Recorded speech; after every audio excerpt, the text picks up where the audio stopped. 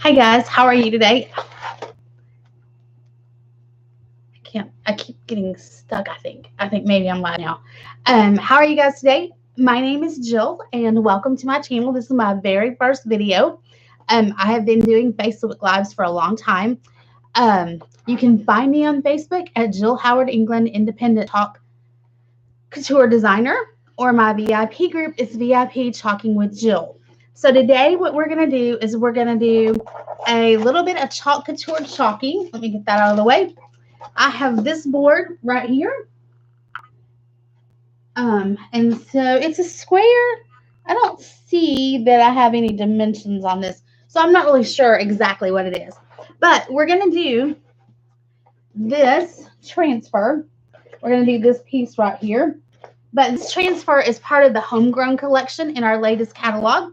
And this one has a really nice watering can and a set of flowers as the other couple of transfers that are in this collection. So I'm going to get my scissors out. And when you're looking at our transfers, I'm going to go ahead and turn you guys down too so that you can see. So there we go. So when you're looking at our transfers, you get some transfers take the whole thing, but this one has 3 parts to it. So there's the saying, and then there's the spade and the fork. Today, I'm not going to use the spade and the fork. So if you can see, you have the little lines that you can cut on. So I'm going to cut this out. And we're just not going to use these today because my board is kind of small and I just need just the saying. So the first thing I'm going to do to my board, I want to make sure that you can see everything. I might need to move a couple of things over. When you first start chalking, a couple of things that you're definitely going to need is you're going to need some finishing wax. I like to use this Johnson's finishing wax, paste wax. So we're going to use a finishing wax for a couple of reasons. One is to help our chalk adhere to our chalkboard. And also, we want to make sure that these transfers can be used 15 or more times, depending on how well you take care of them. So we want to make sure that this doesn't stick so hard to the surface that when you pull it up, you pull up the screen. So what you can see in this, let me get where you can see what I'm doing, is if you look at it, let's see if I can pull it apart. Sometimes when you got the fake nails on, it's a little hard to do that, but here we go. So if you look, you can kind of see that this has a screen in it. So we're going to push the chalk paste through this screen. So, but you also, these are very sticky because we can use them, like I said, up to 15 times if we take good care of them. But I don't want it to stick so hard to this that it pulls up and stretches as it's going. So we're going to do a couple of things to try to help prevent that. So we're just going to wax this board with this finishing wax. And so it really doesn't take a whole lot of wax. And then you're going to go in and buff off the extra. So I just want to make sure I get enough on there. And then, like I said, I'm going to go in and buff off the extra. And you really don't have to wait very long in between the waxing and putting on the transfer. So that's great. All right, so I'm done with my wax, and I'm going to put that away. So now the next thing I want to do is I want to get this transfer ready to use. Well, like I said, they are very sticky at the beginning. So I'm going to use our fuzzing cloth to fuzz this transfer. The fuzzing is just so that we take away a little bit of that brand new stickiness because they are very sticky when they first come. So you want to fuzz it a few times. So mine kind of rolled up on top of itself, but it easily came apart. If that were to ever happen to you and it was sticking and you really couldn't get it apart, don't pull. Take it to a sink with cold water, and the cold water will release the sticky long enough for you to try to very carefully and slowly pull it apart without stretching the screen. And I have had one roll up on top of me before and fold up on itself, and it is kind of hard to deal with. All right, so it was scary the first time it happened because I had no idea what to do. All right, so I'm going to just move this towel out of the way, and I'm going to center my design in my on my chalkboard. Now, my gift has never been centering or straight, getting things straight. I'm just going to tell you the truth. That has never been a gift of mine.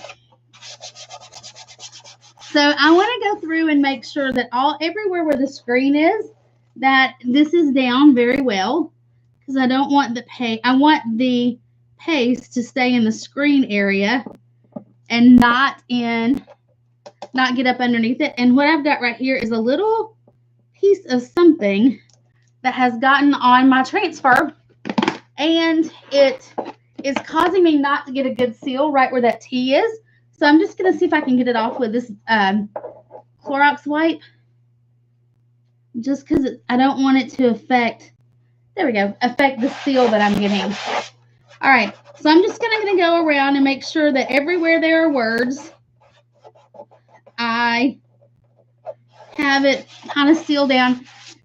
All right, so I think I'm good. Now, the next thing we're going to do is we're going to take our chalk paste. This is a super-sized chalk paste. Most of the chalk paste comes in these 3-ounce sizes. But our white and black and gray come in these super size because you do use them a lot. So what we're going to do now is we're going to open this up, and I'm going to use our multi-tool to stir this up. And that's the good thing about this. This little crooked end down here does a great job of helping you clean off the sides of the container. All right, because even that stuff that kind of dries a little bit, you can push it back down and reincorporate it with some water. So we want our paste to be the consistency of yogurt. And mine's pretty good. Parts of it are a little thick. So what I'm going to do is, to take care of it if yours is a little thick, I have this bottle of distilled water. Now, this one is a huge bottle, but it was the only one I could find when I went to pick up a bottle the other day. So I'm just going to put a little squirt of water in there. And again, that's distilled water because you don't want to use tap water, because tap water does have some bacteria in it that doesn't really react. You know, if you're going through your paste really quickly, you probably wouldn't notice it. But if you're just like I go through my paste a lot because I do this a lot. But if you are, now see, I like that better. And I will say, I tend to like my paste a little on the thinner side of yogurt. Okay, and so the good thing about this paste is whatever you don't use can be scooped right back in to this container, so you're not going to waste paste. And the only way you would have to not scoop it back is if you got two colors mixed together. You wouldn't want that mixed paint to go back in there. All right, so I'm going to use a squeegee. This is our full-size squeegee. Now, when I go to do this, I need to remember I'm not icing a cake. What I want to do is I want to push my chalk paste through my screen evenly. And to do that, it really works better if you hold this perpendicular and not let it bend and slide like that. Now, there are a lot of people that do it that way. I just find that you get a much better chalking if you keep it perpendicular. Now, I will say, once you put that chalk paste on, you do kind of have to work fast, because if it dries in your screen, it will pull up when you pull your screen off. If it gets dried in the screen, when you pull the screen off, then your chalk will also come up with it. Now, most people probably would have went straight down, but me, no, I just went all over the place. But you just want to chalk pretty evenly. Like I said, if you hold it perpendicular, you can get a much better chalking. You also want to go through, like I see I missed that S right there. Part of it didn't come through. You want to, before you pull it up, go back. I tend to miss the edges. So the edges and the bottom is where I miss the most. So make sure that you, like I said, before you pull it up, make sure that everywhere that there's screen, that you can see that you have gotten it all through. Now, you also see that you can kind of see your pattern you want to scrape off as much excess as you can and not leave too much around. So now I'm going to take this off. Make sure one more time I have it. I'm bad about missing the bottoms, like I said. Now, if you did take it off and you weren't done, here's a couple of great things about Chalk Couture. You can, on a chalkboard anyways, take water and just wash it off and do it again. Now this is a distress transfer, so it's okay that I've got those few little places where it looks like it's kind of got these little pockets in there or little bumps. That's fine. That's just because it's distressed transfer. But there it is, finished. You pulled it up. It looks like that you did great art, chalking work. And actually, we did it in no time at all. Once I got the screen on there and got it started, it didn't take very long at all. Now, you can also do multicolors. You can mix colors. There's tons of things that you can do, and that I will also be doing more videos to show you those things. But for today, I wanted you to see how good this turned out. Now, when you're ready to clean your transfer, you can go put it in a bath of water and clean it that way. I have found, for me, that water tends to, like letting it soak in water tends to make it lose its stickiness faster. Now, I will say, when we're ready to get more sticky, we can get that because we will wipe the back with a Clorox wipe, and that does bring back the stickiness to it. But I'm going to clean this with Clorox wipes. So I'm just going to take a few Clorox wipes. Of course, now I can't get my Clorox wipes out. I never can find the middle of those suckers. All right, so now what we're going to do is we're just going to take some Clorox wipes and we're going to go through and wash this off. Like I said, you can also do it underwater, and there's nothing wrong with that. If you're like cleaning it underwater, a lot of people will put it in a bath of water while they're working and then come back and clean it later. I've found I like to clean mine as I go because of it sitting in water. I feel like it kind of starts to lose its stickiness faster. But I mean, maybe that's just me. I kind of, like I said, I kind of feel that way. But so I've not got it completely clean, but at this point, what I'm going to do is I'm going to use a little bit of water, and we have these, they're called board cleaners because they're really good for cleaning boards, but they're also really good for cleaning up your transfer. Now, you don't want to pull too hard on this transfer while you're cleaning it because, like I said, you still want to be really careful that you don't stretch out the screen.